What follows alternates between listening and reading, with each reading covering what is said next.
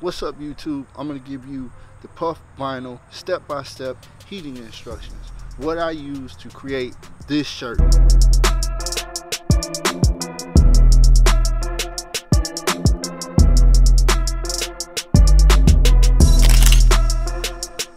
This shirt has two layers, white, which is puff, and red, which is regular SISER vinyl. I'm gonna give you a step-by-step breakdown of what I did to create that shirt. Now listen, this is YouTube. I don't have a lot of time and you don't have a lot of time, but the great thing about YouTube is you can slow the video down, you can rewind the video, you can fast forward the video. Nevertheless, I shouldn't have to slow down in order for you to catch up. It is.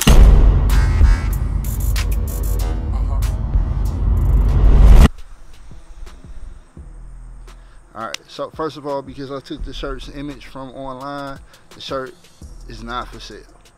So I'm not able to sell the shirt because I don't own the rights to the image.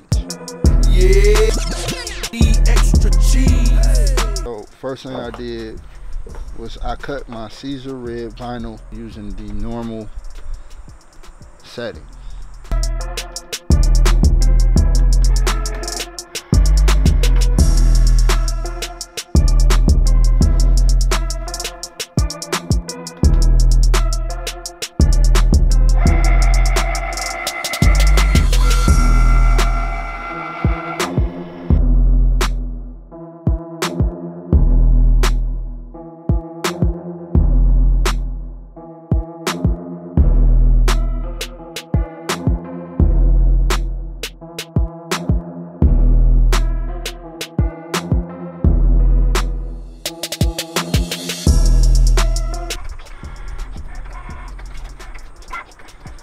While that's cutting, I'm also cutting my puff vinyl.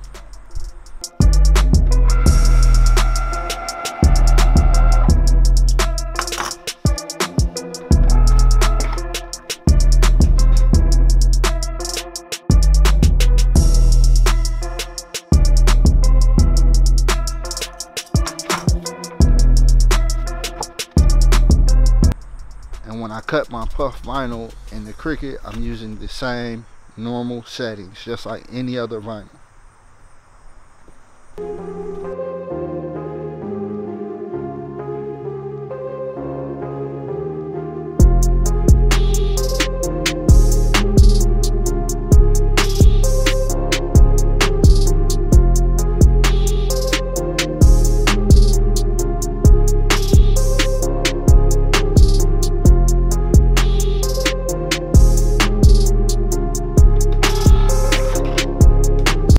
Alright, it's kind of loud, but we're going to go ahead and fire this joint up.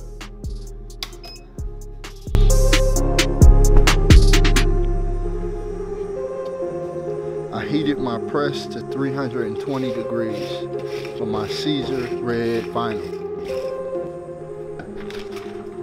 I gave my shirt a pre-press.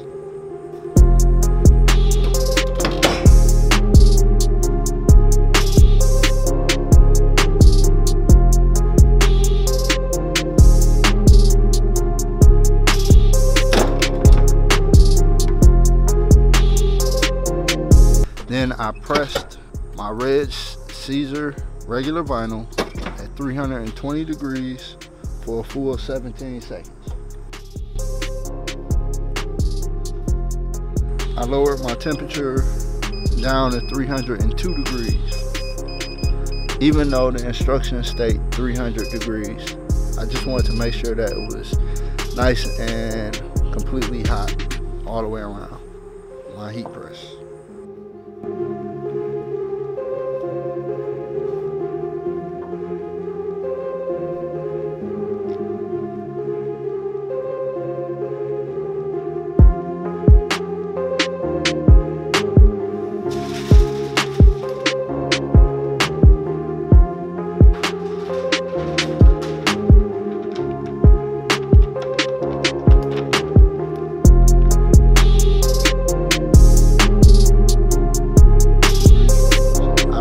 The puff vinyl with a medium pressure for a full 12 seconds.